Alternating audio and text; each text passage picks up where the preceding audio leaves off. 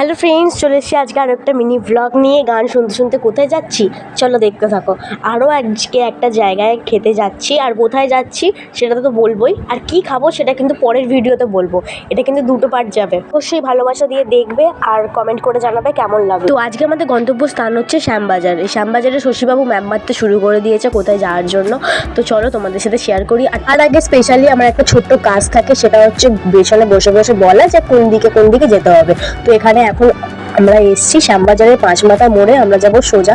আর সোজা যেতে গিয়ে পুরোই সোজা চলে গেছি, অনেকটাই ছাড়িয়ে। এটা আমার ভুল জন্য আমাদের এই মাঝখান থেকে ইউটার্ন নিতে হয়, আর ইউটার্ন নিতে গিয়ে অনেকটাই দাঁড়াতে হয়, কারণ এখানে হুড় করে গাড়ি যায়, যেহেতু সিগন্যাল নেই কোনো।